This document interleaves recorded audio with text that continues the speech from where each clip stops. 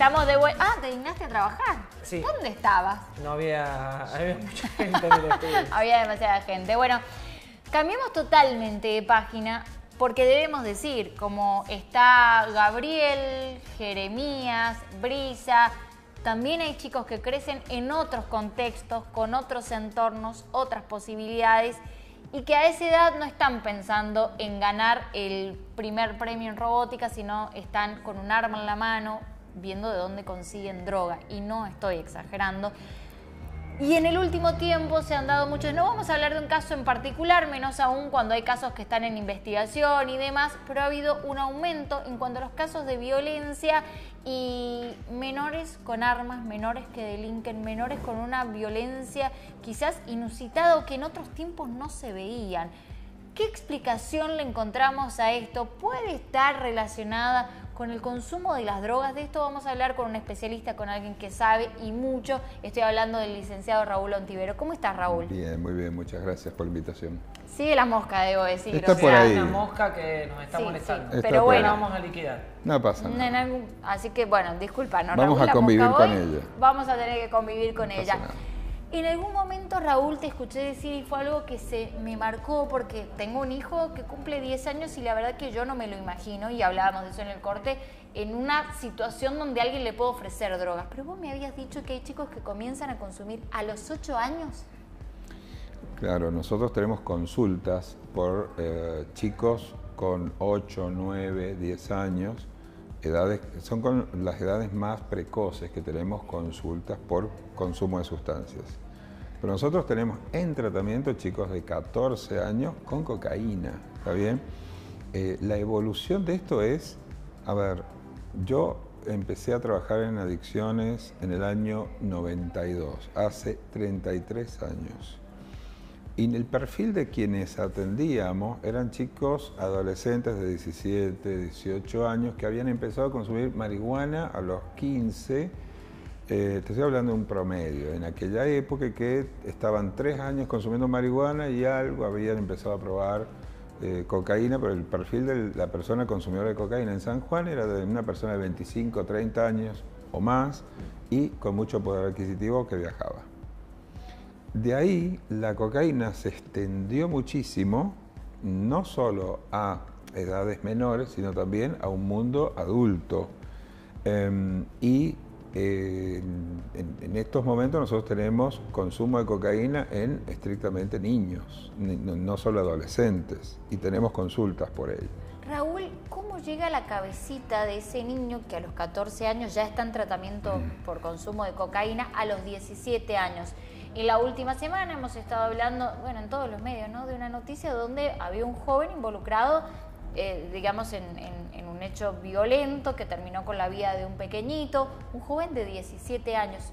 Y yo hago el paralelismo, ¿no? Ese niño que a los 14 ya está en tratamiento por cocaína, ¿cómo llega a los 17? Bueno, entendemos que nuestro cerebro termina de madurar, el sistema nervioso termina de madurar a los 25 años, ¿está bien? La mujer un poquito antes.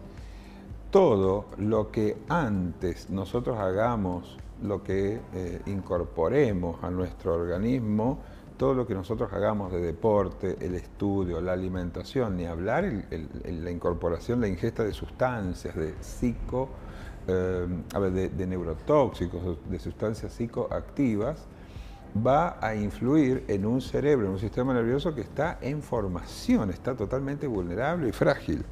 Por lo tanto, todo lo que hacemos antes de esos 25 años, y cuanto más temprano, mucho más, va a configurar la posterior conformación y armazón y arquitectura cerebral. Claro.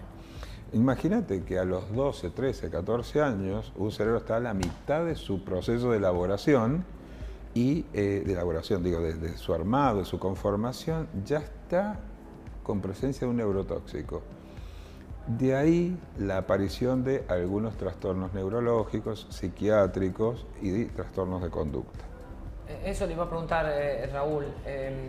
¿La droga es generador de violencia, digo, en un aspecto de adolescentes, o es algo que potencia a la violencia? Vos sabés que es causa y consecuencia, porque hay muchos chicos, esto no explica todos los casos, que en realidad empiezan a consumir en situaciones de violencia, ¿me explico? Bien. Sobre Ok. todo familiar. Sí. Entonces hay chicos que, y la violencia no es solamente física, es la violencia de realmente no tolerar la casa, salen a la calle en búsqueda de un espacio de contenedor, una amistad, alguien que me dé bolilla, y a veces se encuentran con muy buenos espacios y otras veces no. Entonces es una lotería. Pero también cuando ya la sustancia está siendo consumida de manera ya frecuente. A ver, ayer una mamá me decía de su hijo, yo sé que mi hijo fuma marihuana desde hace 2 años, pero siempre fue tranquilo, de hecho se tranquilizaba, estaba ahí y no pasaba nada. Digo, y hoy mi hijo ya tiene momentos de explosión, momentos en donde, y tiene que ver no con la droga, tiene que ver con la ausencia de ella, por lo tanto está teniendo abstinencia. Bien. ¿Ah, bien? Entonces, se van desregulando el control de las emociones y lo que vos preguntás en cuanto al enojo y la ira es una de ellas. Lo que nosotros vemos es el aumento de casos de depresión y trastornos de ansiedad relacionados, esto técnicamente se llama trastornos de estado de ánimo, en el caso de la depresión, inducido por sustancias. Raúl, planteemos, digamos, una misma situación de un menor en una situación de un robo o de delinquir con un arma en la mano. ¿Puede medir las consecuencias del acto o puede ser más violento aquel que está drogado o digamos, es alguien que consume? Bien. Mira, ¿Que el otro? las sustancias no ejercen su acción en el cerebro a la vez y simultáneamente en todas las partes del cerebro. La acción se ejerce de adelante hacia atrás. El tema es que nosotros adelante tenemos el lóbulo frontal, que es la parte del cerebro de las funciones ejecutivas, entre otras cosas donde está el centro de control de impulsos. Es lo que te va a decir, che, me enojé con mi vecino, no le voy a dar una piña, a ver, me tranquilizo, lo hablo, ya veo qué hago, ¿está bien? Es el que va a controlar nuestros impulsos. La tristeza, la alegría, las ganas de comer, pero también la violencia, el enojo que nos puede surgir. Más allá de que hay drogas que tienen efectos absolutamente opuestos, inclusive entre ellas, digo, el alcohol tiene un efecto totalmente opuesto a la cocaína, pero van a empezar ejerciendo esta función inhibitoria en el lóbulo frontal, que es donde Bien. reside el centro de control de impulso, por lo tanto la persona queda desinhibida. O sea, no le importa nada, digamos. Entonces, hay miedos, hay escrúpulos, hay juicios que quedan disminuidos o inclusive ausentes. Como el valor a la vida, ¿no? Inclusive el cuidado a sí mismo. Bien. ¿No? Nosotros decimos, a ver, cuidado con poner solamente a la hora de la prevención de las infecciones de transmisión sexual solamente en el uso de un objeto. Porque si ese chico está drogado, por más que le llenemos el bolsillo de preservativo, ni siquiera va a usarlo porque no se está cuidando. Digo, sus impulsos están totalmente liberados. Esa chica no lo va a poner como una condición, por ejemplo. Entonces, empiezan a suceder toda una serie de desórdenes y de problemáticas, sobre todo en adolescentes, cuando la persona está liberada de ese freno inhibitorio. El tema de la violencia que se ve más en los adolescentes, inclusive en las escuelas, se queja de eso, digamos, como que no hay respeto a la autoridad, en este caso que son los maestros, directivos. Esto no solamente por la droga, sino digo, en general. ¿Por qué ha cambiado tanto esa actitud de los jóvenes? ¿Hay una explicación, digamos? La droga puede explicar algunos casos. Sí. Creo yo que no los explica totalmente. No, ni por a eso todos, decía, sacando a la droga, pero digo, creo ¿por qué que tan el rol de los violento? padres en esto ha cambiado muchísimo, pero lo le pasa al docente y nos pasa a nosotros en los centros de rehabilitación, donde nosotros necesitamos de ese papá o de esa mamá como una ayuda para corregir la conducta desordenada de este niño, de este adolescente. Y en vez de, a veces, ese papá o esa mamá, digo, la autoridad adulta, familiar, de acoplarse, a ver cómo corregimos, cómo ponemos límites, pasan a cumplir un rol de cómplice / defensor, como si realmente se lo estuviera atacando al chico, cuando en realidad queremos que estudie, que se ordenen sus horarios, que tenga una vida ordenada, que controle sus impulsos. Y ese papá pasa a ser como el abogado de sus hijos. En ese momento nosotros decimos, ya dejaste de ser la mamá, dejaste de ser el papá. Pasaste a ser el abogado, el defensor o el cómplice, no de tu hijo, sino de la peor parte de tu hijo. ¿Y qué se hace en esos casos? ¿Qué se puede hacer en esos casos? Y la tercer pata, que decimos, el chico, lo terapéutico en este caso, o el docente, que básicamente cumplimos el mismo rol, y la familia, ese trípode ya tiene una pata menos. Entonces, los padres renuncian al rol de padres y pasan a ser un adolescente más. Hablamos de padres adolescentizados, ¿no? A ver, entonces a la hora de ayudar a educar o ayudar a corregir conductas que vienen complicadas en chicos y que son totalmente abordables y modificables, tenemos un actor menos, que es la familia. Entonces realmente eso complica. Cuando nosotros charlamos en los cursos, en actividades con los docentes, coincidimos en este análisis, es decir, por ahí en otras épocas, y uno cuando se pone viejo ya añora algunas otras cosas, decía, yo no me imagino mi mamá o mi papá que lo llamara la directora, el preceptor o la maestra y le dijera, su hijo se portó mal, su hijo mire que le golpeó a un compañero, mire que su hijo decía sencillamente, perfecto señorita, voy a ver cómo no pasar, digamos, a una situación violenta, pero a ver cómo me asesoro en ayudarlo a mi hijo. Claro. No a defenderlo a ultranza. De él no hizo nada, él es justificarlo e inclusive premiarlo. Inclusive premiarlo. Digo, tu hijo está teniendo actitudes violentas y este sábado te lo llevas de viaje y lo premias, hay algo que este pobre chico pasa a ser víctima de sus padres. Raúl, y es algo muy difícil, digo, como Estado, porque estamos hablando quizás de adolescentes que queman bancos, que se portan mal en la escuela, pero por otro lado estamos hablando de adolescentes que matan, que roban y demás, ¿no? Pero quizás todo es parte de un mismo problema. ¿En qué contextos, algo hablaste vos de los padres, pero en qué contexto crecen estos chicos que nosotros vemos a los 17 años que ya... Y uno dice, pero es que ese chico ya no tiene solución. Ayer nos sorprendíamos y nos parecía un montón un comunicador social que hablaba de que no tienen solución, que necesitan, digamos, por decir otra forma, bala porque no hay otra. O sea, no tienen arreglo. ¿Tienen arreglo? ¿En qué contexto crecen esos chicos? ¿Y qué se puede hacer con esos chicos? Bien, uno de los que prometía cárcel o bala... no sé si queremos seguir el análisis político de la situación, terrible hipócrita, ¿no? Entonces, a ver, hay chicos, nosotros nos dedicamos a brindarle una esperanza de solución a chicos que están a veces condenados desde sus propias casas, es decir, a veces ni los propios padres o las propias madres creen que el chico se puede recuperar. Esto antes pasaba menos. Hoy en día tenemos papás o mamás que directamente colgaron los guantes. Entonces, tratamos que el chico se recupere. Es cierto que cada vez es más difícil, porque cada vez tenemos más enfermedades asociadas, trastornos asociados. Hoy la incidencia de cuadros psicóticos, de cuadros depresivos, no es la misma de los años 90. Antes teníamos una persona consumidora de droga simple, consumidora de droga, nada más. Hoy los casos duales, que son consumo de drogas o ludopatía, más depresión o más psicosis, son mucho más. La presencia del psiquiatra hoy es imprescindible, no es una opción. Entonces, y culturalmente tenemos una naturalización del consumo de droga, donde por poco no tenés que pedir perdón si no consumís, mucha más presencia de droga en la calle, mucho más acceso. Y un detalle, si me permitís. Esto ya lo vimos en los años 90.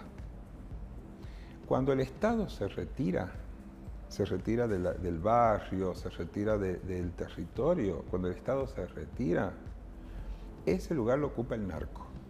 Yo lo vi perfectamente esto en Colombia, en Medellín. Cuando el Estado se retira, alguien va a ser la autoridad, alguien va a ser el juez, alguien va a ser el que te ayuda a pagar la operación de tu hijo. Es lo que ha pasado en los barrios de Buenos Aires, ¿no? Del área metropolitana. Del conurbano. Y entonces lugares donde el Estado ya no entra, no hay Estado. Y la autoridad la va a ejercer el narco. Entonces, ¿qué sucede? Vamos a San Juan. Imagínate que alguien empezó a vender droga en este barrio. Nadie más vendía. Entonces, ese negocio, porque no deja de ser un negocio, un narconegocio, crecía y cada vez podía ir avanzando y ocupando más territorio. Sucede que en el barrio de al lado había otro vendiendo y también empezaba creciendo. Pero a ver, crecían sobre terreno fértil, claro, virgen. Ha llegado un momento, iba a pasar. Ha pasado en todo el mundo, San Juan no iba a ser el único lugar donde no sucediera, que este crecimiento de cada uno llegó un momento donde se encontraron, chocaron. Y pasa a ver en estas guerras narcos, a veces son familias, a veces es el clan, a veces es la tribu, a veces le llamemos como llamemos, que empiezan a disputarse territorios de venta, de quién va a vender en esta cuadra, quién va a vender en el barrio. Y ahí empiezan las batallas por situaciones de venta de droga. Raúl, y pensando, ¿no?, en las soluciones que se puede hacer desde el Estado, ese chico, pongámosle, de 16, 17 años, que cometió un delito, lo agarra el Estado, lo agarra la justicia, porque preso no lo mete, entonces va, no sé, a un reformatorio, sí, hace algo y lo mejoran o le enseñan que por ahí no va, vuelve al mismo contexto. Ese chico tiene posibilidad de salir no volver a caer. ahí, nosotros tenemos, si vuelve a ese contexto. Mira, nosotros tenemos cientos de historias a lo largo de tantos años de chicos que han podido corregir su vida, no solo dejar de drogarse, sino corregir su vida en contextos muy difíciles, con papás, mamás consumidores de drogas, o chicos que van a la escuela. Un chico el otro día, hace un mes, me decía, en mi curso de 30 yo soy el único que no se droga. Un chico que estaba en tratamiento. Qué difícil, qué difícil. Entonces, posible es, difícil también. Y en eso va la lucha, ¿está bien? Pero tenemos que tener mucho cuidado en que la dificultad no se nos transforme en pesimismo. Porque nosotros eso lo hablamos mucho entre terapeutas. A veces ni la familia cree que se puede recuperar, ni él mismo creo que se puede recuperar. Esta mañana un muchacho ya grande me decía, bajé los brazos, la droga me ganó, no, yo creo que no voy a salir nunca de esto. ¿Cómo le explicás que sí es posible? Y por encima tiene una depresión, donde el futuro se ve todo oscuro, todo negro, ¿no? Raúl, para terminar, porque me gustaría, como vos tenés mucha trayectoria en esto, y bueno, esto quizás ya es una pregunta personal, pero vos viendo las cosas como hoy están, ¿no?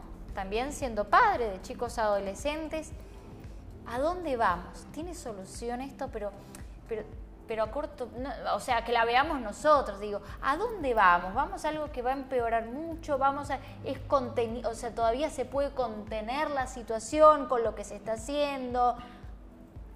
¿Qué opinión te merece todo esto? A ver, yo creo que hay situaciones que son mejorables, pero si se tomasen medidas muy drásticas. No va a ser posible mientras en el país haya blanqueo de capitales, por ejemplo. Si lo querés como una cuestión de macroeconomía. Digo, vos estás vendiendo droga, la tenés que meter a tu dinero al circuito. Si hay blanqueo de capitales, ya está. Sí. Muy fácil. Entonces, no era la libertad, era la libertad para quiénes, para blanquear. Si vos revisás los proyectos de algún político que se tuvo que bajar de alguna candidatura, eran todos que tenían que ver con blanqueo. No todos, pero muchos más importantes que tenían que ver con blanqueo. Entonces, ¿por qué los narcos pagan a algunas campañas o algunos? Justamente porque necesitan que cada vez se facilite más la quita de regulaciones, la quita de controles. Por otro lado, creo que también se tiene que dar un muy fuerte apoyo a todo el sistema sanitario de rehabilitación. Si San Juan tiene, Argentina tiene, digo para no particularizarlo en una provincia, la misma cantidad de dispositivos terapéuticos que hace 10 años, con un aumento de población, con un aumento de casos de consumidores de drogas, con un aumento de personas que además de consumir droga tienen cuadros psicopatológicos graves. Por lo tanto, avanzó el problema, pero tenemos la misma estructura para resolverlo, estamos mal. Algo vamos a tener que hacer con la ley de salud mental, que no significa que estar en contra de la ley, pero hay un par de artículos que hoy estrictamente no nos sirven. Entonces, no es una medida. Esperanza, vivimos de la esperanza, ¿no? Pero la verdad que nos ayudarían, y cuando digo padres también, mira, vos preguntale a cualquier mamá que su hijo se está drogando a esta hora en la calle. Preguntale si sabe quién le vende. Y te va a decir si es el de enfrente, el de a 2 casas de acá. No hay que hacer ninguna investigación.